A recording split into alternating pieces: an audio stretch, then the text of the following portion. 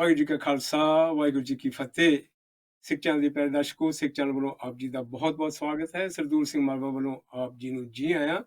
ਅਸੀਂ ਕਿਸਾਨ ਮੋਰਚੇ ਦੇ ਬਾਰੇ ਦੇ ਵਿੱਚ ਉਹਦਾ ਸੋਲੂਸ਼ਨ ਕੀ ਆ, ਉਹਦੇ ਵਿੱਚੋਂ ਕੀ ਅਸੀਂ ਲੱਭਣਾ ਚਾਹੁੰਦੇ ਹਾਂ ਤੇ ਕਿੱਧਰ ਨੂੰ ਜਾਣਾ ਚਾਹੁੰਦੇ ਹਾਂ, ਉਹ ਅਸੀਂ ਪਿਛਲੇ ਪ੍ਰੋਗਰਾਮ ਦੇ ਵਿੱਚ ਮੰਗਲ ਢਿੱਲੋਂ ਜੀ ਹੋਰਾਂ ਦੇ ਨਾਲ ਗੱਲਬਾਤ ਅਸੀਂ ਕਰ ਰਹੇ ਸੀ। ਕਿਉਂਕਿ ਸਮਾਂ ਇਜਾਜ਼ਤ ਨਹੀਂ ਸੀ ਦੇ ਰਿਹਾ, ਸਾਨੂੰ ਗੱਲ ਉੱਥੇ ਆਪਣੀ ਬੰਦ ਕਰਨੀ ਪਈ ਤੇ ਉਹ ਅੱਗੇ ਤੁਰਦੇ ਹਾਂ। ਪਹਿਲਾਂ ਆਓ ਉਹਨਾਂ ਦਾ ਸਵਾਗਤ ਕਰੀਏ। ਮੰਗਲ ਜੀ, ਬਹੁਤ-ਬਹੁਤ ਧੰਨਵਾਦ ਸਮਾਂ ਕੱਢਣ ਦਾ ਤੇ ਤੁਹਾਡਾ ਸਵਾਗਤ ਹੈ ਫਿਰ ਸਿੱਖ ਚੈਨਲ ਵੱਲੋਂ। ਵਾਹਿਗੁਰੂ ਜੀ ਕਾ ਖਾਲਸਾ, ਵਾਹਿਗੁਰੂ ਜੀ ਕੀ ਫਤਿਹ। ਤੁਹਾਡਾ ਬਹੁਤ-ਬਹੁਤ ਤੇ ਧੰਨਵਾਦ ਮੰਗਲਵੀਰ ਜੀ, ਤੁਸੀਂ ਗੱਲ ਜਿਹੜੀ ਬਹੁਤ-ਬਹੁਤ ਕਰ ਰਹੇ ਧੰਨਵਾਦ। ਸੀਗੇ ਵੀ ਹਾਂ ਇਹਦਾ ਜਿਹੜਾ ਸੋਲੂਸ਼ਨ ਹੈ, ਕਿਉਂਕਿ ਜਿਹੜੀ ਲਾਲ ਕਿਲੇ ਵਾਲੀ ਗੱਲ ਸੀ, ਉਧਰ ਨੂੰ ਲੋਕਾਂ ਨੂੰ ਮਿਸਗਾਈਡ ਕਰਕੇ ਜਾਂ ਕਨਫਿਊਜ਼ਨ ਕਰਕੇ ਉਹਨਾਂ ਨੂੰ ਉਧਰ ਨੂੰ ਗਾਈਡ ਕਰਕੇ ਤੋੜ ਦਿੱਤਾ ਵੀ ਜੇ ਸਾਡੇ ਕੋਲ ਕਮਿਊਨੀਕੇਸ਼ਨ ਹੁੰਦੀ ਤੇ ਉਹਦੇ ਨਾਲ ਅਸੀਂ ਉਹ ਪਾਸੇ ਨਹੀਂ ਸੀ ਜਾਣਾ ਹੈਗਾ। ਤੇ ਕਿਉਂਕਿ ਅੱਜ ਦੇ ਅਸੀਂ ਪ੍ਰੋਗਰਾਮ ਦੇ ਵਿੱਚ ਇਹ ਚਾਹੁੰਦੇ ਹੈਗੇ, ਕਿਉਂਕਿ ਜਿਹੜੇ ਇਹ ਕਾਨੂੰਨ ਦੀ ਤੁਸੀਂ ਗੱਲ ਕਰ ਰਹੇ ਸੀ, ਨੈਗੋਸ਼ੀਏਸ਼ਨ, ਤੇ ਕਿਉਂਕਿ ਇੱਥੇ ਯੂਕੇ ਦੇ ਵਿੱਚ ਅਸੀਂ ਵੀ ਬਹੁਤ ਸਾਰੀਆਂ ਇਹੋ ਜਿਹੀਆਂ ਸੁਸਾਇਟੀਆਂ ਗੌਰਮੈਂਟਾਂ ਦੇ ਨਾਲ ਨੈਗੋਸ਼ੀਏਸ਼ਨ ਇਹੀ ਹੁੰਦਾ, ਗਿਵ ਐਂਡ ਟੇਕ। ਤੇ ਕੀ ਇਹਦੇ ਵਿੱਚ ਗਿਵ ਐਂਡ ਟੇਕ ਦੇ ਵਿੱਚ ਆ ਕੇ ਕਿੱਥੇ ਤੱਕ ਜਾ ਕੇ ਜਿਹੜੇ ਸਾਡੇ ਕਿਸਾਨ ਯੂਨੀਅਨ ਦੇ ਲੀਡਰਸ ਹੈਗੇ ਉਹ ਕਿੱਥੇ ਤੱਕ ਇਹਨੂੰ ਲੈ ਕੇ ਜਾਣਗੇ। ਤੁਸੀਂ ਕਹਿ ਰਹੇ ਸੀ ਵੀ ਉਹਦੀ ਅਮੈਂਡਮੈਂਟਸ ਹੈਗੀ, ਉਹਦੀ ਸੋਧ ਕੀਤੀ ਜਾ ਸਕਦੀ ਹੈ ਜਿਹੜੀ ਗੌਰਮੈਂਟ ਨੇ ਮੰਨਿਆ ਸੀਗਾ, ਤੇ ਨਾਲ ਇਹ ਵੀ ਕਿਹਾ ਸੀ ਵੀ 1.5 ਸਾਲ ਦੇ ਲਈ ਅਸੀਂ ਇਹਨੂੰ ਸਸਪੈਂਡ ਕਰ ਦਿੰਦੇ ਹਾਂ ਤੇ ਉਹਦੇ ਲਈ ਕਮੇਟੀ ਬਣਾ ਦਿੰਦੇ ਆ। ਤੇ ਉਹ ਕੁਝ ਇਹੋ ਜਿਹੀਆਂ ਚੀਜ਼ਾਂ ਵੀ ਸਾਹਮਣੇ ਆਈਆਂ ਸੀ। ਤੇ ਜਿਹੜੀ ਤੁਸੀਂ ਗੱਲ ਜਿੱਥੇ ਕਰ ਰਹੇ ਸੀ ਪਿਛਲੇ ਪ੍ਰੋਗਰਾਮ ਦੇ ਵਿੱਚ, ਉੱਥੋਂ ਹੀ ਸ਼ੁਰੂ ਕਰ ਲਓ ਤੇ ਜਿਹੜੀਆਂ ਇਹ 2-4 ਗੱਲਾਂ ਮੈਂ ਕਹੀਆਂ ਤੇ ਇਧਰਲੇ ਪਾਸੇ ਵੀ ਕੁਝ ਆਪਣੇ ਵਿਚਾਰ ਦਿਓ। ਹਾਂਜੀ, ਦੇਖੋ ਉੱਥੇ ਮੈਂ 3 ਕੋਬਰੇ ਦੀ ਗੱਲ ਕਰ ਰਿਹਾ ਵੀ 3 ਕੋਬਰੇ ਹੈ, ਕਾਨੂੰਨ ਆਪਾਂ ਨੂੰ ਮਾਰ ਦੇਣਗੇ। ਠੀਕ ਹੈ, ਉਹ ਕਾਨੂੰਨਾਂ ਦੇ ਵਿੱਚ ਬਹੁਤ ਸਾਰੀਆਂ ਕਮੀਆਂ, 9 ਕਮੀਆਂ ਤਾਂ ਉਹਨਾਂ ਨੇ ਆਪ ਮੰਨੀਆਂ, ਮੰਤਰੀ ਨੇ ਆਪਣੇ ਜੋ ਕਿਸਾਨ ਲੀਡਰ ਇਹਨਾਂ ਨੇ ਆਪ ਦੱਸਿਆ ਹੈਗਾ ਕਿ 9 ਕਮੀਆਂ, 3 ਕਾਨੂੰਨ ਹੈ, 9 ਕਮੀਆਂ, ਤੇ ਫਿਰ ਉਹ ਚ ਰਹਿ ਕੀ ਗਿਆ ਵੀ ਉਹਨੂੰ ਖਤਮ ਕਰ ਲਓ। ਇਹਨਾਂ ਨੇ ਕਾਹਲੀ ਦੇ ਵਿੱਚ ਗਲਤ ਤਰੀਕੇ ਨਾਲ 2 ਬੰਦਿਆਂ ਨੂੰ ਫੇਵਰ ਕਰਦੇ ਹੋ 3 ਕਾਨੂੰਨ ਲੈਂਦੇ, ਆਪਾਂ ਸਾਰੇ ਜਾਣਦੇ ਹੈਗੇ ਆ। ਕਾਨੂੰਨਾਂ ਦੇ ਨਾਲ ਬਹੁਤ ਸਾਰੇ ਲੋਕਾਂ ਨੇ ਉਹਦੀ ਵਿਆਖਿਆ ਕੀਤੀ ਹੈ ਕੀ ਹੋਊਗਾ, ਕਿੰਨਾ ਨੁਕਸਾਨ ਹੋਊਗਾ, ਇਹ ਸਾਰਾ ਬਹੁਤ ਕਲੀਅਰ ਹੈ। ਨਾਓ ਜਿਵੇਂ ਲਾਲ ਕਿਲੇ ਦੇ ਵਿੱਚ ਇੱਕ ਤਾਂ ਮੈਂ ਥੋੜਾ ਜਿਹਾ ਜ਼ਿਕਰ ਉਹਦਾ ਇਹ ਕਰਨਾ ਚਾਹੂੰਗਾ ਕਿ ਆਪਾਂ ਨੂੰ ਜੇ ਉਹਨੂੰ ਸਕੈਨਿੰਗ ਕਰੀਏ ਧਿਆਨ ਨਾਲ ਤੇ ਉਹ ਜਿਹੜੇ ਬੰਦੇ ਪੁਲਿਸ ਨੂੰ ਕੁੱਟ ਰਹੇ ਹੈ ਉਹ ਕਿਸਾਨ ਨਹੀਂ ਹੈ, ਬਿਲਕੁਲ ਹੀ ਨਹੀਂ, ਉਹ ਗੁੰਡੇ ਹੈ। ਤੇ ਉਦੋਂ ਪਹਿਲਾਂ ਉਹਨਾਂ ਬੰਦਿਆਂ ਨੇ ਸਾਫ਼ ਕਰ ਜਿਹੜੇ ਫੜੇ ਸੀਗੇ ਉਹਨਾਂ ਨੇ ਦੱਸ ਦਿੱਤਾ ਸੀ ਵੀ ਇਸ ਤਰ੍ਹਾਂ ਕਰਕੇ ਸਾਨੂੰ ਭੇਜਿਆ ਗਿਆ ਤੇ ਉੱਥੇ ਕੁਝ ਕਿਸਾਨਾਂ ਦੇ ਭੇਜ ਹੋਣਗੇ ਤੇ ਕੁਝ ਪੁਲਿਸ ਦੀ ਵਰਦੀ ਦੇ ਵਿੱਚ ਹੋਣਗੇ। ਤੇ ਜਿਹੜੇ ਪੁਲਿਸ ਦੀ ਵਰਦੀ ਵਿੱਚ ਉਹਨਾਂ ਨੇ ਕਿਸਾਨਾਂ ਤੇ ਹਮਲਾ ਕਰਦਾ, ਜਿਹੜੇ ਕਿਸਾਨਾਂ ਦੇ ਭੇਜ ਵਿੱਚ ਹੋਣਗੇ ਉਹਨਾਂ ਨੇ ਪੁਲਿਸ ਤੇ ਹਮਲਾ ਕਰਦਾ ਤਾਂ ਕਿ ਮਾਰਕਾਟ ਸ਼ੁਰੂ ਹੋਵੇ। ਉਹ ਗੁਰੂ ਨੇ ਕਿਰਪਾ ਕੀਤੀ, ਉਹ ਗੁਰੂ ਦਾ ਉੱਤੇ ਕਲਾ ਵਰਤ ਰਹੀ ਹੈ ਤੇ ਉਹਨੇ ਬਚਾਇਆ। ਹੁਣ ਇਹ ਤਾਂ ਕਲੀਅਰ ਹੈ ਕਿ ਕਿਸਾਨਾਂ ਨੂੰ ਗਾਈਡ ਕਰਕੇ ਉੱਤੇ ਲੈ ਕੇ ਗਏ, ਟਰੈਪ ਸੀ, ਉਹ ਉੱਤੇ ਚੜ ਗਏ, ਉਹਨਾਂ ਨੇ ਜਾ ਕੇ ਨਿਸ਼ਾਨ ਸਾਹਿਬ ਚਲਾਤਾ ਤੇ ਪੁਲਿਸ ਨੇ ਕੁਝ ਨਹੀਂ ਆਖਿਆ। ਉਹ ਕਿਹੜੇ ਬੰਦੇ ਜਿਹੜੇ ਪੁਲਿਸ ਨੂੰ ਕੁੱਟੀ ਜਾਂਦੇ, ਪੁਲਿਸ ਛਾਲਾਂ ਮਾਰ ਰਹੀ ਹੈ ਥੱਲੇ ਆਪਦੀ ਜਾਨ ਬਚਾਉਣ ਵਾਸਤੇ, ਤੇ ਤਾਂ ਕਿ ਪੁਲਿਸ ਰਿਟੈਲੀਏਟ ਕਰੇ ਤੇ ਉੱਥੇ ਖੂਨ ਖਰਾਬਾ ਹੋਵੇ। ਉਹ ਕਿਹੜੇ ਬੰਦੇ ਜਿਹੜੇ ਕਿਸਾਨਾਂ ਨੂੰ ਟਰਾਲੀਆਂ ਦੇ ਵਿੱਚ ਕਿਸਾਨ ਨੂੰ ਢਾਹ ਕੇ ਕੁੱਟ ਰਹੇ ਆ ਬੁਰੀ ਤਰ੍ਹਾਂ, ਇੱਕ ਡਾਕਟਰ ਨੂੰ ਕੁੱਟ ਰਹੇ ਆ ਬੁਰੀ ਤਰ੍ਹਾਂ, ਇਹ ਗੁੰਡੇ ਸੀਗੇ। ਉਹਨਾਂ ਦੇ ਕੁੱਟਣ ਦਾ ਢੰਗ ਵੀ ਦੱਸ ਰਿਹਾ ਕਿ ਉਹ ਗੁੰਡੇ ਹੈਗੇ ਆ, ਵਰਦੀ ਪਾਈ ਫਿਰਦੇ ਆ, ਉਹ ਪੁਲਿਸ ਵਾਲੇ ਨਹੀਂ ਹੈ। ਖੈਰ, ਇਹ ਹੁਣ ਕਲੀਅਰ ਹੋ ਗਿਆ। ਇਹਦੇ ਵਿੱਚ ਜਿਹੜੀਆਂ ਦੂਜੀਆਂ ਗੱਲਾਂ ਆਈਆਂ ਮੈਂ ਉਧਰ ਨਹੀਂ ਜਾਣਾ ਚਾਹੂੰਗਾ। ਮੈਂ ਉਹਦੇ ਬਾਰੇ ਸਿਰਫ ਇੰਨਾ ਪਾਸਿੰਗ ਰੈਫਰੈਂਸ ਦੇ ਕੇ ਕਿ ਸਾਡੇ ਵਿੱਚ ਕਿਸੇ ਵੀ ਕਾਰਨ ਕਰਕੇ ਮਤਭੇਦ ਸੀ 25 ਦੀ ਰਾਤ ਨੂੰ ਜੋ ਸਟੇਜ ਤੇ ਹੋਇਆ, ਜੋ ਉਹਨਾਂ ਨੇ ਕਿਹਾ ਕਿ ਅਸੀਂ ਨਹੀਂ ਬਦਲਣਾ ਆਪਣਾ ਰੂਟ, ਇਹ ਨਹੀਂ ਕਰਨਾ, ਉਹ ਨਹੀਂ ਕਰਨਾ, 10 ਵਜੇ 8 ਵਜੇ ਨਿਕਲ ਗਏ, ਅੱਗੇ ਚੱਲ ਪਏ, ਉੱਥੇ ਨਾਰੇ ਲੱਗੇ, ਉੱਥੇ ਜੋ ਕੁਝ ਵੀ ਹੋਇਆ ਉਹ ਸਭ ਵੇਖਣ। ਜੇ ਸਾਡੇ 'ਚ ਮਤਭੇਦ ਸੀ ਤੇ ਉਹਦਾ ਰਿਜ਼ਲਟ ਵੇਖੋ, ਸਰਕਾਰ ਨੇ ਕਿੰਨਾ ਨਜਾਇਜ਼ ਫਾਇਦਾ ਉਠਾਉਣ ਦੀ ਕੋਸ਼ਿਸ਼ ਕੀਤੀ। ਮੀਡੀਆ ਨੂੰ ਇੱਕ ਬਹਾਨਾ ਚਾਹੀਦਾ ਸੀ, ਉਹਨਾਂ ਨੇ ਕਿਹਾ ਜੀ ਵੇਖੋ ਇਹ ਖਾਲਿਸਤਾਨੀ ਝੰਡਾ ਲਾਤਾ, ਜਦੋਂ ਕਿ ਉੱਥੇ ਕਈ ਵਾਰੀ ਫਤਿਹ ਦਿਵਸ ਤੇ ਨਿਸ਼ਾਨ ਸਾਹਿਬ ਚਲਾਇਆ ਜਾ ਚੁੱਕਿਆ ਹੈ। ਠੀਕ ਹੈ, ਇਹ ਤਿਰੰਗਾ ਜਿਹੜਾ ਝੁੱਲ ਰਿਹਾ ਹੈਗਾ, ਇਹ ਗੁਰੂ ਤੇਗ ਬਹਾਦਰ ਸਾਹਿਬ ਨੇ ਸ਼ਹਾਦਤ ਨਾ ਦਿੱਤੀ ਤੇ ਤਿਰੰਗਾ ਕਿੱਥੇ ਝੁੱਲਣਾ ਸੀਗਾ? ਉਸੇ ਲਾਲ ਕਿਲੇ ਤੋਂ ਆਰਡਰਸ ਹੁੰਦੇ ਸੀਗੇ। ਤੇ ਇਸ ਕਰਕੇ ਜਿਹੜੇ ਇਹ ਭਰਮ ਭੁਲੇਖੇ ਪਾਏ ਜਾ ਰਹੇ ਹੈਗੇ ਆ, ਉਹ ਜਿਹੜੇ ਆਮ ਬੰਦੇ ਹੈ ਜਿਹੜੇ ਇਹਨਾਂ ਦੇ ਕਹਿਣ ਤੇ ਮਾਸਕ ਲਾਈ ਫਿਰਦੇ ਹੈ, ਜਦੋਂ ਕਿ ਸਾਰਿਆਂ ਨੂੰ ਕਾਮਨ ਸੈਂਸ ਹੈ ਕਿ ਬਈ ਕਾਰਬਨ ਡਾਈਆਕਸਾਈਡ ਰੀਸਰਕੂਲੇਟ ਹੁੰਦੀ ਹੈ, ਆਕਸੀਜਨ ਦਾ ਇਨਟੇਕ ਘੱਟ ਹੁੰਦਾ ਹੈਗਾ, ਇਮਿਊਨਿਟੀ ਥੱਲੇ ਚਲੀ ਜਾਂਦੀ ਹੈ, ਨਹੀਂ ਲਾਉਣਾ ਚਾਹੀਦਾ। ਬਟ ਸਟਿਲ ਮੀਡੀਆ ਨੇ ਤੁਹਾਨੂੰ ਵਿਖਾ ਕੇ ਇਹਨਾਂ ਡਰਾ ਦਿੱਤਾ ਕਿ ਉਹ ਬੰਦੇ ਮੀਡੀਆ ਤੇ ਯਕੀਨ ਕਰਦੇ ਆ ਤੇ ਉਹ ਸਾਰੇ ਮਾਸਕ ਲਾਈ ਫਿਰਦੇ ਆ, even if it's harmful. Then now ਉਹਨਾਂ ਬੰਦਿਆਂ ਨੇ ਰੌਲਾ ਪਾਉਣਾ ਸ਼ੁਰੂ ਕਰਤਾ ਕਿ ਇਹਦਾ ਜੀ ਖਾਲਿਸਤਾਨੀ ਸੀਗੇ, ਜਿਹੜਾ ਅਸੀਂ ਪਹਿਲਾਂ ਕਹਿੰਦੇ ਸੀ ਇਹ ਤਾਂ ਵੱਖਵਾਦੀ ਸੀ, ਅੱਤਵਾਦੀ ਸੀ, ਵੇਖੋ ਖਾਲਿਸਤਾਨ ਝੰਡਾ ਚਲਾਉਣ ਆ ਗਿਆ। ਹਾਲਾਂਕਿ ਇਟ ਵਾਸ ਰੋਂਗ, ਤਿਰੰਗੇ ਦਾ ਅਪਮਾਨ ਕਰਤਾ ਜੀ, ਤਿਰੰਗੇ ਦਾ ਅਪਮਾਨ ਕਰਤਾ।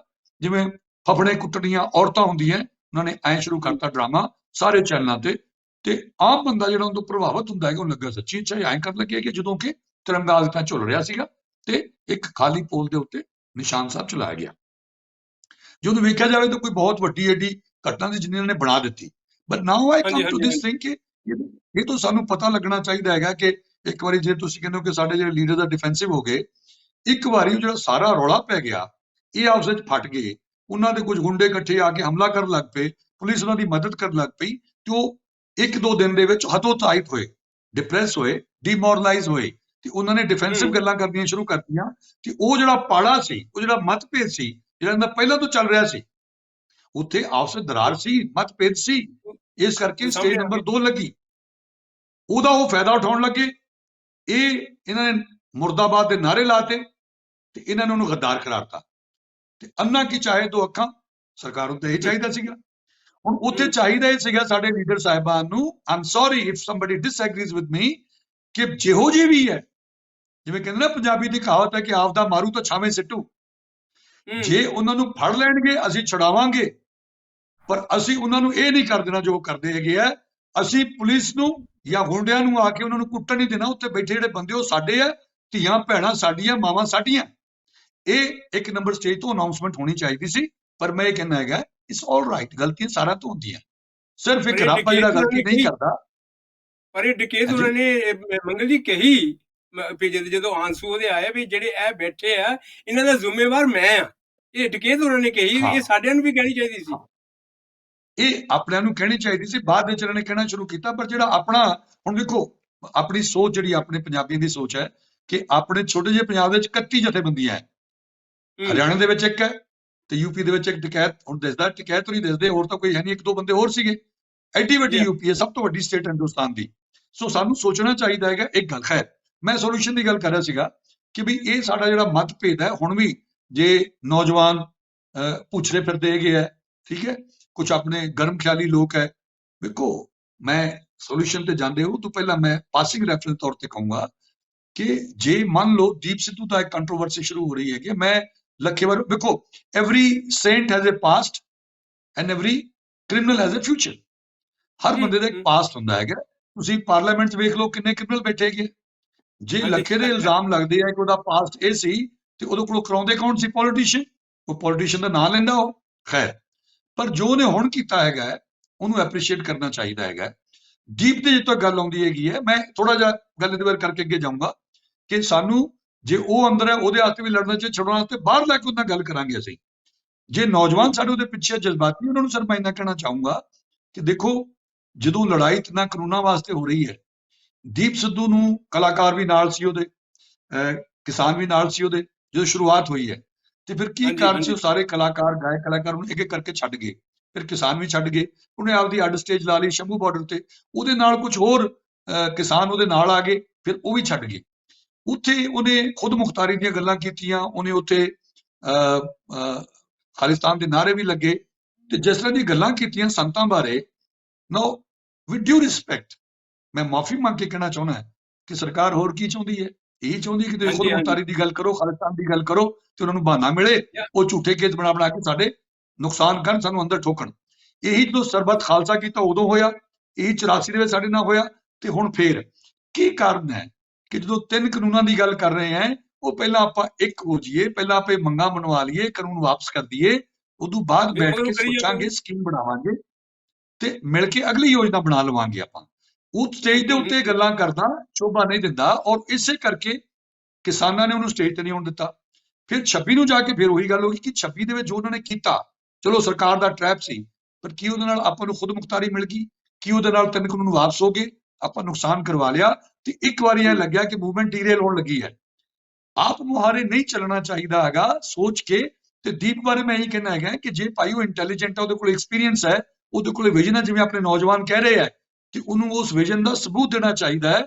ਇੱਕ ਪਾਸੇ ਅਸੀਂ ਕਹਿੰਦੇ ਹਾਂ ਜ਼ਾਬਤਾ ਰੱਖਣਾ, ਇਹ ਅਹਿੰਸਕ ਹੈ, ਅਸੀਂ ਹਿੰਸਕ ਨਹੀਂ ਹੋਣਾਗਾ। ਜਦੋਂ ਹਿੰਸਕ ਹੋਵਾਂਗੇ ਸਾਡੀ ਮੂਵਮੈਂਟ ਖਰਾਬ, ਸਰਕਾਰ ਤਾਂ ਚਾਹੁੰਦੀ ਹਿੰਸਕ ਹੋਣ।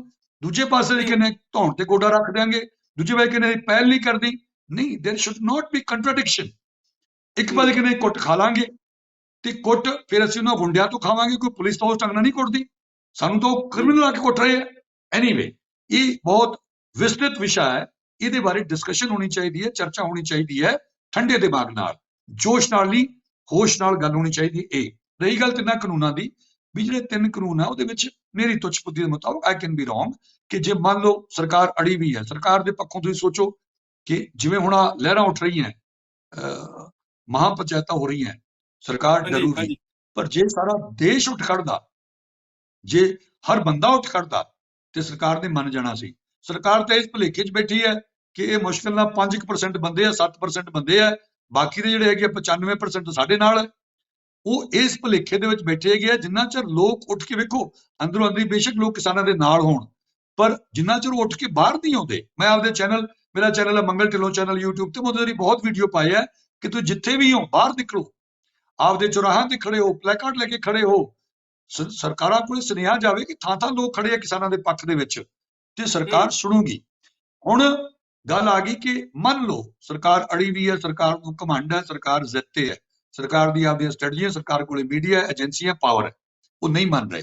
ਸਾਡੇ ਵਿੱਚ ਫੁੱਟ ਉਹਨਾਂ ਨੇ ਵੇਖੀ, ਇਸ ਕਰਕੇ ਉਹਨਾਂ ਨੂੰ ਲੱਗਾ ਕਿ ਚਲੋ ਥੋੜਾ ਜਿਹਾ ਹੋਰ ਅੱਗੇ ਚੱਲਣ ਨੂੰ ਖਿਲਾਰਦੇ ਆ, ਤੇ ਕਿਸਾਨ ਕਿੰਨੀ ਦੇਰ ਬੈਠੇ ਰਹਿਣਗੇ ਉੱਥੇ, ਇਹਨਾਂ ਨੇ ਹੌਲੀ ਹੌਲੀ ਜਾਣਾ ਸ਼ੁਰੂ ਕਰ ਦੇਣਾ। ਗਰਮੀਆਂ ਆ ਰਹੀਆਂ, ਸਰਕਾਰ ਦੀਆਂ ਆਪਦੀਆਂ ਯੋਜਨਾਵਾਂ ਨੂੰ ਰਿਪੋਰਟਾਂ ਮਿਲਦੀਆਂ ਅੰਦਰ ਦੀਆਂ ਸਾਰੀਆਂ ਉੱਥੇ ਜਾ ਕੇ CID ਵੱਲੋਂ। ਮੇਰੀ ਇਹ ਰਾਏ ਸੀ ਕਿ ਇਹਦੇ ਬਾਰੇ ਸੋਚਣ ਕਿ ਸਰਕਾਰ ਕਹਿ ਰਹੀ ਹੈ ਕਿ ਤੁਸੀਂ ਭਾਈ ਸੰਸ਼ੋਧਨ ਕਰ ਲਓ, ਕਾਨੂੰਨ ਵਾਪਸ ਨਹੀਂ ਹੋਣੇ। ਮੈਨੂੰ ਕੁਝ ਲੀਡਰਾਂ ਨੇ ਦੱਸਿਆ, ਉਹ ਕਹਿੰਦੇ ਸਾਨੂੰ ਤੁਸੀਂ ਖਾਲੀ ਡੱਬਾ ਦੇ ਦਿਓ, ਅੰਦਰ ਜੋ ਪਾਉਣਾ ਪਾ ਦਿਓ, ਪਰ ਅਸੀਂ, ਸਾਡੀ ਇੱਜ਼ਤ ਦਾ ਸਵਾਲ ਹੈ, ਅਸੀਂ ਕਾਨੂੰਨ ਵਾਪਸ ਨਹੀਂ ਲੈਣੇ। ਠੀਕ ਹੈ, ਹੁਣ ਮੇਰਾ ਇਹ ਸੀਗਾ ਕਿ ਜਿੰਨੇ ਵੀ ਕਾਨੂੰਨ ਹੈ ਉਹਨਾਂ ਨੂੰ ਪਰਖੋ, ਦੇਖੋ, ਜਿੱਥੇ ਜਿੱਥੇ ਉਹਨੂੰ ਚੋਰ ਮੋਰੀਆਂ ਲੱਗਦੀਆਂ ਉਹਨੂੰ ਬੰਦ ਕਰੋ। ਉਹਨਾਂ ਚੋਰ ਮੋਰੀਆਂ ਨੂੰ ਬੰਦ ਕਰਕੇ ਤੁਸੀਂ ਉਹਨਾਂ ਨੂੰ 1, 2, 3 ਪੇਜ ਤੇ ਲਿਖ ਕੇ ਦੇ ਦਿਓ ਕਿ ਜਿਵੇਂ ਜਿੱਥੇ ਜਿੱਥੇ ਆਪਾਂ ਨੂੰ ਆਪੱਤੀਆਂ ਹੈਗੀਆਂ ਕਿ ਆਪਾਂ, ਪਹਿਲੀ ਗੱਲ MSP ਹੋਣੀ ਚਾਹੀਦੀ ਹੈ, ਤੇ MSP ਦੇ ਨਾਲ ਸਾਨੂੰ ਸਰਕਾਰੀ ਖਰੀਦ ਵੀ ਚਾਹੀਦੀ, ਪ੍ਰੋਕਿਉਰਮੈਂਟ ਵੀ ਚਾਹੀਦੀ ਹੈ, ਕੱਲੀ MSP ਕਿਸੇ ਕੰਮ ਦੀ ਨਹੀਂ। ਜਿੱਥੋਂ ਤੱਕ MSP ਦੀ ਗੱਲ ਹੈਗੀ ਹੈ, ਜਿੱਥੋਂ ਤੱਕ MSP ਦੀ ਗੱਲ ਹੈਗੀ ਹੈ, ਸਾਨੂੰ ਇਹ ਡਰ ਹੈ ਕਿ MSP ਦੇਤੀ, ਇਹਨਾਂ ਨੇ ਪ੍ਰੋਕਿਉਰਮੈਂਟ ਵੀ ਦੇਤੀ, ਤੇ ਜਿਹੜੇ ਪ੍ਰਾਈਵੇਟ ਸੈਲੋ ਬਣਾਈ ਬੈਠੇ, ਮੰਡੀ ਆ ਗਈ, ਤੇ ਸਾਡੇ ਕਿਸਾਨ ਉੱਥੇ ਜਾਣ ਲੱਗ ਪੈਣੇ, ਕਿਉਂਕਿ ਉਹ ਸਾਨੂੰ 100-200 ਰੁਪਏ ਵੱਧ ਦੇ ਦੇਣਗੇ, 50 ਰੁਪਏ ਵੱਧ ਦੇ ਦੇਣਗੇ, ਤੇ ਜਿਵੇਂ ਸਾਡੇ ਮੰਡੀ 'ਚ ਕਿਸਾਨ ਰੁਲਦੇ, ਉਹਨੂੰ ਰੁਲਣਾ ਵੀ ਨਹੀਂ ਪੈਣਾ, ਬੜਾ ਮਾਡਰਨ ਸਿਸਟਮ ਹੋਊਗਾ ਉਹਨਾਂ ਦਾ। ਤੇ ਜਦੋਂ ਕਿਸਾਨਾਂ ਨੇ ਮੰਡੀ ਜਾਣਾ ਬੰਦ ਕਰ, ਤੇ ਮੰਡੀ ਬੰਦ ਹੋ ਜਾਊਗੀ।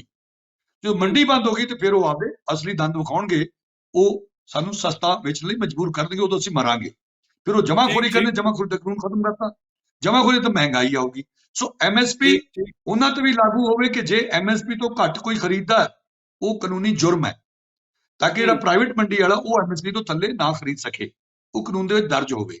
ਨਾਲ ਉਹਦੇ MRP ਵੀ ਹੋਵੇ, ਕਿ ਸਾਨੂੰ ਜਿਹੜਾ ਡਰ ਹੈ ਕਿ ਇਹ ਮਹਿੰਗਾ ਕਰਕੇ ਵੇਚੂਗਾ, ਜਿਹੜੀ ਜਮਾਖੋਰੀ ਦਾ ਡਰ ਹੈ ਕਿ ਜੇ ਪੰਜਾਬ ਦੇ ਵਿੱਚ ਖਪਤ ਜਿੰਨੀ ਸਾਡੀ ਹੁੰਦੀ ਹੈ ਸਾਲ ਦੀ, ਉਹ ਖਪਤ ਤੁਹਾਨੂੰ, ਸਾਨੂੰ ਪਹਿਲਾਂ ਰਿਲੀਜ਼ ਕਰਨੀ ਪੈਣੀ ਹੈ ਜਾਂ ਤੁਹਾਨੂੰ ਉਸੇ ਰੇਟ ਤੇ ਰਿਲੀਜ਼ ਕਰਨੀ ਪੈਣੀ ਹੈ। ਇਹ ਕਾਨੂੰਨ ਦੇ ਵਿੱਚ ਹੋਵੇ, ਤੇ ਸਾਡੇ ਕੋਲੇ ਜਿਹੜਾ ਸਾਡੇ ਤੁਸੀਂ ਵੇਚਣਾ ਵੀ ਹੈ, ਉੱਥੇ MRP ਹੋਵੇ ਕਿ ਇਹ ਤੋਂ ਵੱਧ ਤੁਸੀਂ ਵੇਚ ਨਹੀਂ ਸਕਦੇ, ਤਾਂ ਕਿ ਉਹ ਜਿਹੜਾ ਮਹਿੰਗਾਈ ਦਾ ਸਾਨੂੰ ਡਰ ਹੈ, ਅਸੀਂ ਉਹ ਤੋਂ ਵੀ ਬਚੀਏ। ਇਸੇ ਤਰ੍ਹਾਂ ਜਿਵੇਂ ਜਿਹੜਾ ਕੰਟਰੈਕਟ ਫਾਰਮਿੰਗ ਹੈ, ਕਿ ਭਾਈ ਉਹ ਕੰਟਰੈਕਟ ਕਰਦੇ ਆ ਤੇ ਮੁੜ ਕੇ ਭੱਜ ਜਾਂਦੇ ਆ, ਜੇ ਰੇਟ ਵੱਧ ਜਾਂਦਾ ਹੈ ਤੇ ਫਿਰ ਰੌਲਾ ਪੈ ਜਾਂਦਾ, ਕੰਪਨੀ ਭੱਜ ਜਾਂਦੀ ਹੈ। ਉਹਦੇ ਵਿੱਚ ਮੇਰੀ ਰਾਏ ਸੀ ਵੀ ਉਹਦੇ 'ਚ ਇਹ ਹੋ ਜਾਵੇ ਕਿ ਮੰਨ ਲਓ ਇੱਕ ਥਾਂ ਤੇ ਮੈਂ ਸੁਣਿਆ ਮੱਧ ਪ੍ਰਦੇਸ਼ ਦੇ ਵਿੱਚ ਕਿ ਵੀ ਉਹਨੇ 2000 'ਚ ਕੰਟਰੈਕਟ ਕੀਤਾ ਸੀ, 3000 ਰੇਟ ਹੋ ਗਿਆ, ਵੇਚਣ ਦਾ ਟਾਈਮ ਸੀ। ਹੁਣ ਤੁਸੀਂ 50-50 ਕਰ ਲਓ ਕਿ ਜਿਹੜਾ ਕਿਸਾਨ ਹੈ ਉਹਨੂੰ 50% ਉਹਦਾ ਮਿਲੇ, ਤੇ ਜਿਹੜਾ ਕੰਪਨੀ ਹੈ ਉਹਨੂੰ 50% ਮਿਲੇ। ਯਾਨੀ ਕਿ ਜੇ ਮੰਨ ਲਓ, ਐਕਸਕਿਊਜ਼ ਮੀ, ਜੇ ਉਹਦਾ ਰੇਟ 3000 ਹੋ ਗਿਆ ਤੇ ਕੰਪਨੀ 2500 ਤੇ ਚੱਕ ਲਵੇ, 500 ਦਾ ਫਾਇਦਾ ਕੰਪਨੀ ਨੂੰ ਹੋ ਗਿਆ ਤੇ 500 ਦਾ ਕਿਸਾਨ ਨੂੰ ਹੋ ਗਿਆ, ਭੱਜਣ ਦੀ ਬਜਾਏ। ਦੂਜਾ ਜਿਹੜਾ ਆਪਾਂ ਚਿਪ ਕੰਪਨੀਆਂ ਸੀ, ਉਹ ਕਹਿੰਦੇ ਆਲੂ ਸੀ, ਉਹ ਇੱਕ ਰਿੰਗ ਲਿਆ, ਕਹਿੰਦੇ ਪਾ ਕੇ ਕੱਢੋ, ਤੇ ਕੰਪਨੀਆਂ ਨੇ ਕਿਸਾਨਾਂ ਨੂੰ ਬਹੁਤ ਪਰੇਸ਼ਾਨ ਕੀਤਾ। ਉਹਦੇ 'ਚ ਹੋਵੇ, ਕਿਉਂਕਿ ਇਹ ਫੈਕਟਰੀ 'ਚ ਨਹੀਂ ਬਣਦਾ, ਇਹ ਕੁਦਰਤ ਦੇ ਵਿੱਚ ਹੈ, ਖੇਤ ਦੇ ਵਿੱਚ ਹੈ, ਤੁਸੀਂ ਆਪਦੀ ਸੁਪਰਵਿਜ਼ਨ ਦਿਓ, ਜੇ ਜੀ ਫਸਲ ਹੋਊਗੀ ਤੁਹਾਨੂੰ ਚੱਕਣੀ ਪੈਣੀ ਹੈ, you Kant back track, you Kant back out. ਇਹ ਕੰਟਰੈਕਟ ਦੇ ਵਿੱਚ ਹੋਵੇ। ਜਿਹੜਾ ਇੱਕ ਡਰ ਸੀ ਕਿ ਉਹਨਾਂ ਨੇ ਕਰਜ਼ਾ ਲੈ ਲਿਆ ਕਿਸਾਨਾਂ ਦੇ, ਕਿਸਾਨ ਉੱਥੇ ਬੈਠਾ ਵੀ ਸੀਗਾ ਸੜਕ ਤੇ, ਉਹਦਾ ਹੋਵੇ ਕਿ ਤੁਸੀਂ ਇਹ ਕਹਿ ਵੀ ਰਹੇ ਲੋਕ ਉਹਦੇ 'ਚ ਐਡ ਕੀਤਾ ਹੋਇਆ, ਜਿਹੜਾ ਨਵੇਂ ਉਹਨਾਂ ਤਰਮੀਮਾਂ ਕੀਤੀਆਂ, ਜੇ ਨਹੀਂ ਹੈ ਤਾਂ ਐਡ ਕਰਵਾਇਆ ਜਾਵੇ ਕਿ ਕੋਈ ਵੀ ਕੰਪਨੀ ਕਿਸਾਨ ਦੀ ਜ਼ਮੀਨ ਤੇ ਕਰਜ਼ਾ ਨਹੀਂ ਲੈ ਸਕਦੀ, ਜ਼ਮੀਨ ਕਿਸਾਨ ਦੀ ਹੀ ਰਹਿਣੀ ਹੈ, ਸਿਰਫ ਇੱਕ ਕੰਟਰੈਕਟ ਜ਼ਮੀਨ ਦਾ ਜਿਹੜਾ ਹੈਗਾ ਫਸਲ ਦਾ ਹੈ, ਹੋਰ ਕਿਸੇ ਚੀਜ਼ ਦਾ ਨਹੀਂ ਹੈ।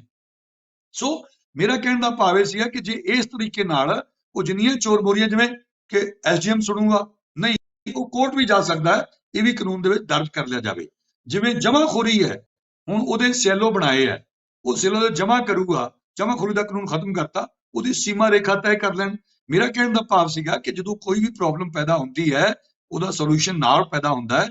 ਇਹ ਵੱਖਰੀ ਗੱਲ ਹੈ ਕਿ ਉਹ ਛੇਤੀ ਸਮਝ ਆ ਜੇ, ਪਕੜ ਚ ਆ ਜੇ ਜਾਂ ਦੇਰ ਨਾਲ ਆਵੇ।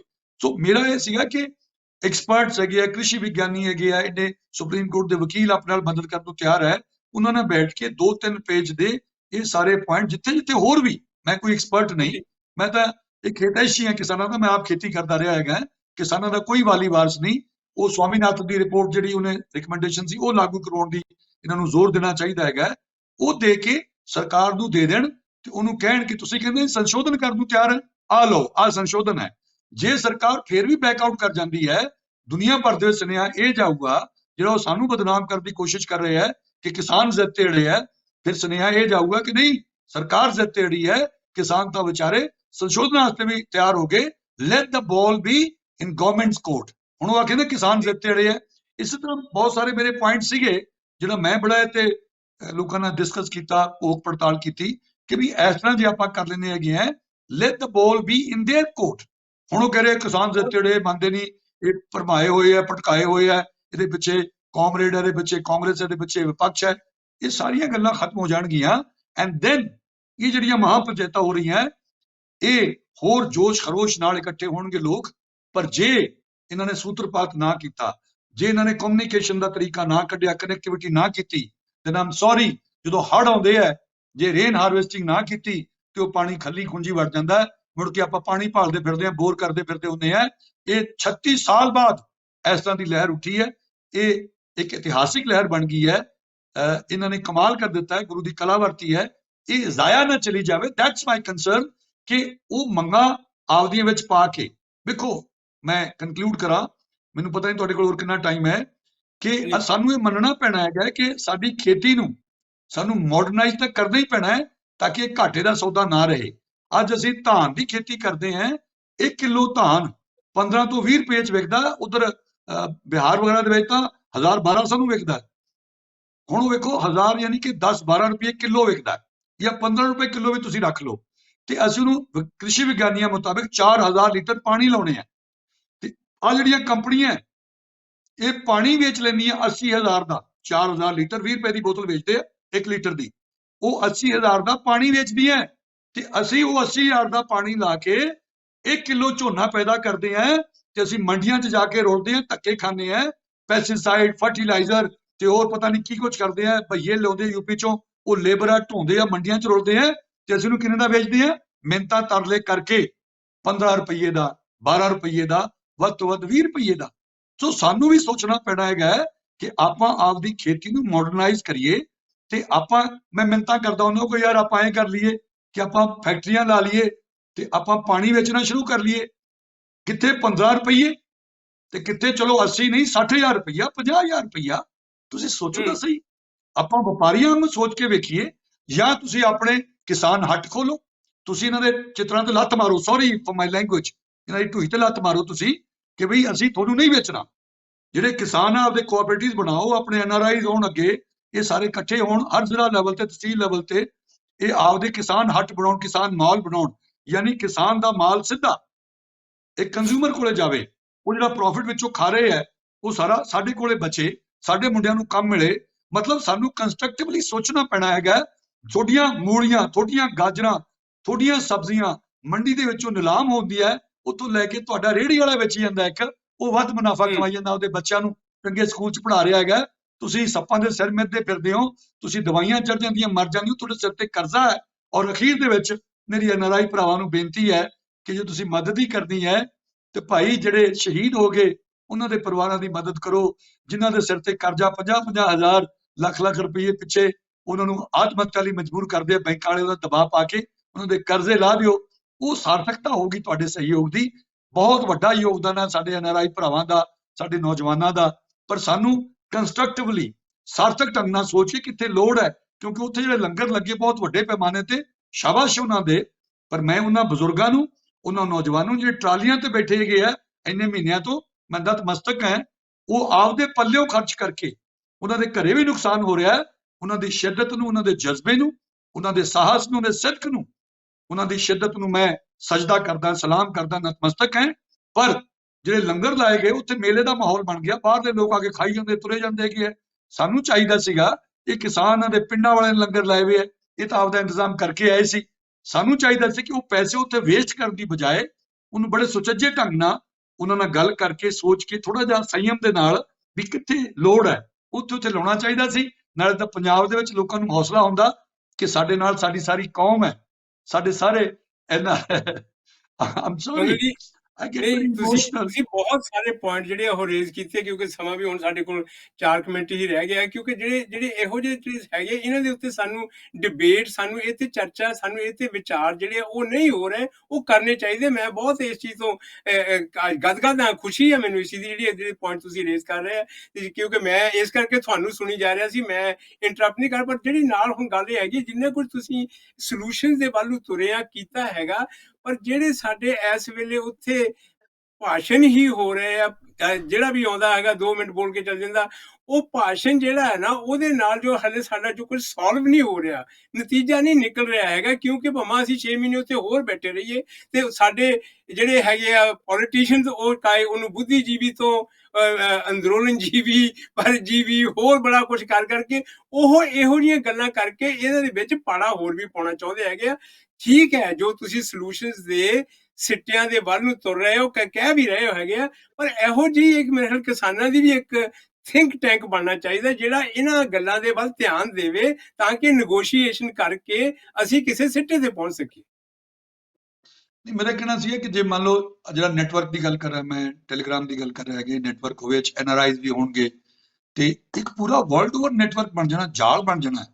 ਉਹ ਜਾਲ ਦੇ ਨਾਲ ਕਿੱਥੇ ਕਿਹਨੂੰ ਪੈਸੇ ਪਹੁੰਚਾਉਣੇ ਆ, ਕਿੱਥੇ ਕੋਈ ਲੋੜਵੰਦ ਹੈ, ਉਹਦੇ ਵੀਡੀਓਜ਼, ਉਹਦੀ ਲੋੜ, ਉਹਦੀ ਸ਼ਾਇਦ ਸਾਰਾ ਆਊਗਾ। It will be all transparent, instantly it will be transparent, ਕਿੰਨਾ ਪੈਸਾ ਕਿੱਥੋਂ ਆਇਆ, ਕਿਹਨੂੰ ਦਿੱਤਾ। ਤੇ ਜਿਹੜੀ ਸਰਕਾਰ ਨਾਲ ਨੈਗੋਸ਼ੀਏਸ਼ਨ ਦੀ ਮੈਂ ਗੱਲ ਕਰ ਰਿਹਾ ਕਿ ਅਸੀਂ ਲੈਟਸ ਬੀ ਵਨ ਅਪ। ਉਹ ਆਖੀ ਜਾਂਦੇ ਨੇ ਕਿ ਇਹ ਤਾਂ ਜੀ ਅੜ ਗਏ, ਯੈਸ ਨੋ ਕਰੋ, ਇਹਨਾਂ ਨੂੰ ਵਾਪਸ ਆ, ਹੋਰ ਕੋਈ ਨਥਿੰਗ ਲੈਸ ਦੈਨ ਦੈਟ ਨਹੀਂ। ਆਪਾਂ ਵੀ ਉਹਨਾਂ ਨੂੰ ਉਹਨਾਂ ਦੀ ਗੇਮ ਨਾਲ ਹੀ ਪਰਾਸਤ ਕਰੀਏ, ਉਹਨਾਂ ਨੂੰ ਸ਼ਿਕਸਤ ਦਈਏ ਕਿ ਤੁਸੀਂ ਇਹ ਸ਼ਤਰੰਜ ਦੀ ਗੇਮ ਹੈ, ਅਸੀਂ ਤੁਹਾਡੀ ਗੇਮ ਹੀ ਤੁਹਾਡੇ ਨਾਲ ਮਾਰਦੇ ਹਾਂ ਕਿ ਹਾਂ ਆਹ ਲਓ ਸੰਸ਼ੋਧਨ ਕਰਕੇ ਦਿਓ। ਮੰਨਦੇ ਹੋ ਸੰਸ਼ੋਧਨਾਂ ਨੂੰ, ਜਦੋਂ ਉਹਨਾਂ ਸੰਸ਼ੋਧਨ ਨਾਲ ਕਾਨੂੰਨਾਂ 'ਚ ਰਹਿਣਾ ਹੀ ਕੁਛ ਨਹੀਂ। ਜਿਵੇਂ ਕੁਝ ਲੋਕ ਯਕੀਨ ਨਹੀਂ ਕਰਦੇ, ਕੁਝ ਲੋਕ ਕਹਿਣਗੇ ਕਿ ਇਹ ਵਾਪਸ ਲਾ ਦੇਣਗੇ। ਵੇਖੋ, ਸਰਕਾਰਾਂ ਦੇ ਕੋਲੇ ਸਾਰਾ ਕੁਝ ਹੈ। ਆਪਾਂ 72 ਸਾਲ ਤੋਂ ਇਹਨਾਂ ਦੇ ਹੱਥੋਂ ਪਰਾਸਤ ਹੋਏ ਆ। ਆਪਣੀ ਸਾਰੀ એનર્ਜੀ ਇਹ 3 ਕਾਨੂੰਨ ਵਾਪਸ ਕਰਨ ਵਾਸਤੇ ਉੱਥੇ ਜ਼ਿੱਦ ਤੇ ਅੜ ਕੇ ਉੱਥੇ ਤੇ ਸ਼ਹਾਦਤਾਂ ਦੇ ਕੇ ਲੜਨ ਦੀ ਬਜਾਏ ਆਪਾਂ ਨਾਲ ਪਲੈਨਿੰਗ ਕਰੀਏ, ਆਪਾਂ ਨਾਲ ਲਾਮਬੰਦ ਹੋਈਏ, ਆਪਾਂ ਨਾਲ ਆਰਗੇਨਾਈਜ਼ ਹੋਈਏ, ਸਿਸਟਮ ਪੈਰਲਲ ਬਣਦਾ ਰਹੇ, then we are the winners। Otherwise ਉਹ ਬਾਅਦ ਦੇ ਵਿੱਚ ਤੁਸੀਂ ਜੋ ਮਰਜ਼ੀ, ਜਿਵੇਂ ਤੁਸੀਂ ਕਿਹਾ ਸਟੇਜ ਤੇ 2-2 ਮਿੰਟ ਲਾ ਕੇ 3-3 ਮਿੰਟ ਉਹਨਾਂ ਨੂੰ ਗਾਲਾਂ ਕੱਢੀ ਜਾ, ਉਹਨਾਂ ਨੂੰ ਕੋਸੀ, ਉਹਨਾਂ ਨੂੰ ਕੀ ਫਰਕ ਪੈਂਦਾ? ਉਹ ਢੀਠ ਹੈ, ਮੋਟੀ ਚਮੜੀ ਉਹਨਾਂ ਦੀ, ਉਹਨੂੰ ਕੋਈ ਫਰਕ ਨਹੀਂ ਪੈਂਦਾ। ਉਹ ਆਪਦਾ ਕੰਮ ਕਰੀ ਜਾ ਰਹੇ ਹੈਗੇ ਆ। ਮੈਨੂੰ ਉਹ ਕੰਸਰਨ ਸੀ ਕਿ ਜਿਸ ਤਰ੍ਹਾਂ ਦੀਆਂ ਤਿਆਰੀਆਂ, ਜਿਸ ਤਰ੍ਹਾਂ ਦੀ ਬੈਕਗ੍ਰਾਉਂਡ ਹੈ, ਜਿਸ ਤਰ੍ਹਾਂ ਦਾ ਟਰੈਕ ਰਿਕਾਰਡ ਹੈ, ਆਪਾਂ ਹਰ ਵਾਰੀ ਹਰ ਮੂਵਮੈਂਟ ਦੇ ਵਿੱਚ ਹਾਸਲ ਘੱਟ ਕੀਤਾ, ਨੁਕਸਾਨ ਜ਼ਿਆਦਾ ਕਰਾਇਆ। ਹੁਣ ਇੰਨੀ ਵੱਡੀ ਮੂਵਮੈਂਟ ਖੜੀ ਹੋਈ ਹੈ, ਆਪਾਂ ਨੁਕਸਾਨ ਨਾ ਕਰਾ ਲਈਏ। ਜਿੱਤੀ ਹੋਈ ਬਾਜ਼ੀ ਹੈ ਆਪਣੀ, ਇਹਨੂੰ ਚੈਨਲਾਈਜ਼ ਕਰੀਏ, ਉਹ ਸਿਸਟਮ ਬਣਾ ਲਈਏ ਤੇ ਸਿਸਟਮ ਦੇ ਜ਼ਰੀਏ ਆਪਾਂ ਇਸ ਕਰਪਟ ਸਿਸਟਮ ਨਾਲ ਲੜ ਸਕਦੇ ਹੈਗੇ ਆ। ਇਹਦੇ ਤੇ ਖਰਚਾ ਕੁਛ ਨਹੀਂ, ਨਾਲ ਦੀ ਨਾਲ ਜਿੰਨੀਆਂ ਰੈਲੀਆਂ ਕਰਨ ਵਾਸਤੇ, ਮਹਾਪੰਚਾਇਤਾਂ ਕਰਨ ਵਾਸਤੇ ਇਹਨਾਂ ਨੂੰ ਮਿਹਨਤ ਕਰਨੀ ਪੈ ਰਹੀ ਹੈ, ਉਹਦੇ ਨਾਲ ਨਾਲ ਮੁੰਡਿਆਂ ਦੀ ਡਿਊਟੀ ਲਾ ਦੇਣ, ਜਿਹੜੇ ਜਾਗਰੂਕ ਬੰਦੇ ਡਿਊਟੀ ਲਾ ਦੇਣ। ਸਾਰਾ ਕੰਮ ਨਾਲ ਦੀ ਨਾਲ ਹੁੰਦਾ ਰਹਿਣਾ ਹੈਗਾ। ਐਂਡ ਵਿਦਿਨ 1 ਵੀਕ ਔਰ 10 ਡੇਜ਼ ਤੁਸੀਂ ਆਪ ਵੇਖੋਗੇ। ਔਰ ਮੈਂ ਹਮੇਸ਼ਾ ਔਨ ਰਿਕਾਰਡ ਕਹਿੰਦਾ, I don't want any ticket, ਮੈਨੂੰ ਕੋਈ ਗੱਦੀ ਸੀਟ ਨਹੀਂ ਚਾਹੀਦੀ। ਮੈਂ ਪੰਜਾਬ ਵਾਸਤੇ ਮਹਿਸੂਸ ਕਰਦਾ, ਕਿਸਾਨਾਂ ਵਾਸਤੇ ਮਹਿਸੂਸ ਕਰਦਾ ਕਿ ਇਹਨਾਂ ਦਾ ਕੋਈ ਵਾਲੀ ਵਾਰਸ ਨਹੀਂ। ਇਹਨਾਂ ਨੂੰ ਸਾਰਿਆਂ ਨੇ ਕੀੜੇ ਤੋਂ ਲੈ ਕੇ ਪ੍ਰਧਾਨ ਮੰਤਰੀ ਤੱਕ ਇਹਨੂੰ ਖਾਂਦੇ ਆ। ਇਹਨਾਂ ਦੀ ਕੋਈ ਆਵਾਜ਼ ਸੁਣਨ ਵਾਲਾ ਨਹੀਂ। ਇਹ ਤਾਂ 2000 ਵਾਸਤੇ MSP ਵਾਸਤੇ ਰੋ ਰਹੇ ਹੈ, ਜਦੋਂ ਕਿ ਇਹਨਾਂ ਨੂੰ 7,500 ਯਾਨੀ ਕਿ 50% ਇਹਨਾਂ ਦੀ ਲਾਗਤ ਤੋਂ ਉੱਤੇ ਮਿਲਣਾ ਚਾਹੀਦਾ ਹੈਗਾ। ਤੇ ਇਹ ਫੇਰ ਜੇ ਰੌਲੇ ਰੱਪੇ ਦੇ ਵਿੱਚ ਗੱਲ ਰਹਿ ਗਈ, ਕੋਈ ਨਾ ਕੋਈ ਸਰਕਾਰ ਨੇ ਨਵਾਂ ਪੰਗਾ ਖੜਾ ਕਰਕੇ ਅਟੈਂਸ਼ਨ ਡਾਇਵਰਟ ਕਰਤੀ, ਜਿਵੇਂ 26 ਜਨਵਰੀ ਦੀ ਕੀਤੀ, ਤੇ ਇਹ ਕਿਤੇ ਸਾਡੀ ਜਿੱਤੀ ਹੋਈ ਬਾਜ਼ੀ ਕਿਤੇ ਇਹ ਡਾਇਵਰਟ ਹੋ ਕੇ ਇਹ ਖਾਨੇ ਖੱਲਿਆ ਖੁੰਝਾ 'ਚ ਨਾ ਵੜ ਜੇ ਗੱਲ। ਕਿਉਂਕਿ ਜਦੋਂ ਵੀ ਸਰਕਾਰ ਕੋਈ ਇਹੋ ਜਿਹਾ ਕੰਮ ਕਰਦੀ ਹੈ ਤੇ ਲੋਕਾਂ ਦਾ ਅਟੈਂਸ਼ਨ ਡਾਇਵਰਟ ਹੋ ਜਾਂਦਾ ਹੈਗਾ। ਪਰ ਜੇ ਅਸੀਂ ਇਹ ਚੈਨਲਾਈਜ਼ ਕਰਕੇ ਡਾਟਾ ਬੈਂਕ ਬਣਾ ਲੈਂਦੇ ਆ, ਆਪਦਾ ਵਰਲਡ ਓਵਰ ਗਰੁੱਪ ਬਣ ਜਾਂਦੇ ਆ, ਜੁੜ ਜਾਂਦੇ ਆ, that will be the biggest achievement ਇਸ ਜਾਗਰੂਕਤਾ ਦੀ, ਇਸ ਲਹਿਰ ਦੀ। ਤੇ ਫਿਰ ਆ 3 ਕਾਨੂੰਨ ਤਾਂ ਵਾਪਸ ਕਰਦੇ, ਬਹੁਤ ਛੋਟੀ ਜੀ ਗੱਲ ਹੋ ਜੂ ਆਪਣੇ ਸਾਹਮਣੇ। ਮੰਗਲ ਜੀ, ਬਹੁਤ-ਬਹੁਤ ਤੁਹਾਡਾ ਧੰਨਵਾਦ। ਤੁਸੀਂ ਜਿਹੜੇ ਵਡਮੁੱਲੇ ਵਿਚਾਰ ਜਿਹੜੇ ਆ ਸਾਂਝੇ ਕੀਤੇ ਨੇ ਸਾਡੇ ਸਿੱਖ ਚੈਨਲ ਦੇ ਮਾਧਿਅਮ ਦੇ ਰਾਹੀਂ, ਜਿਹੜਾ ਕਿ ਦੁਨੀਆ ਦੇ ਵਿੱਚ ਦੇਖਿਆ ਜਾ ਰਿਹਾ ਹੈਗਾ। ਤੇ ਫਿਰ ਸਮਾਂ ਮਿਲਿਆ, ਫਿਰ ਤੁਹਾਡੇ ਨਾਲ ਇਸ ਤੋਂ ਅੱਗੇ ਵਿਚਾਰ, ਕਿਉਂਕਿ ਜੋ ਵੀ ਸਾਡੇ ਸਾਹਮਣੇ ਆ ਰਿਹਾ ਉਹਨਾਂ ਦੇ ਉੱਤੇ ਹੋਰ ਵੀ ਵਿਚਾਰਾਂ ਕਰਨ ਦੀ ਲੋੜ ਹੈ। ਸਮਾਂ ਕੱਢਣ ਦਾ ਬਹੁਤ-ਬਹੁਤ ਧੰਨਵਾਦ। ਤੇ ਇਸੇ ਤਰ੍ਹਾਂ ਤੁਸੀਂ ਜੋ ਵੀ ਚੀਜ਼ਾਂ ਹੈਗੀਆਂ ਉਹਨਾਂ ਨੂੰ ਪੇਸ਼ ਕਰਦੇ ਰਹੋ। ਤੇ ਇੱਥੇ ਹੀ ਅੱਜ ਇਸ ਪ੍ਰੋਗਰਾਮ ਦੀ ਸਮਾਪਤੀ ਹੈ। ਤੁਹਾਡਾ ਫਿਰ ਬਹੁਤ-ਬਹੁਤ ਧੰਨਵਾਦ ਸਮਾਂ ਕੱਢਣ ਦਾ। ਪਿਆਰੇ ਦਰਸ਼ਕੋ, ਇਹ ਸਨ ਜੀ ਮੰਗਲ ਢਿੱਲੋਂ ਜੀ, ਜਿਨ੍ਹਾਂ ਨੇ ਬਹੁਤ ਹੀ ਮੁੱਲੇ ਵਿਚਾਰ ਦਿੱਤੇ ਆ। ਆਓ ਵਿਦਾਗੀ ਦੀ ਫਤਿਹ ਬੁਲਾਓ ਤੇ ਫਿਰ ਇਸੇ ਤਰ੍ਹਾਂ ਤੁਹਾਡੇ ਸਾਹਮਣੇ ਹੋਰ ਕਿਸੇ ਵਿਸ਼ੇ ਦੇ ਉੱਤੇ ਮੈਂ ਤੁਹਾਡੇ ਨਾਲ ਸਾਂਝਾ ਕਰਾਂਗਾ ਆਪਣਾ ਪ੍ਰੋਗਰਾਮ। ਤੇ ਹੁਣ ਆਓ ਫਤਿਹ ਬੁਲਾਈਏ। ਵਾਹਿਗੁਰੂ ਜੀ ਕਾ ਖਾਲਸਾ, ਵਾਹਿਗੁਰੂ ਜੀ ਕੀ ਵਾਹਿਗੁਰੂ ਜੀ ਕੀ ਫਤਿਹ। ਫਤਿਹ।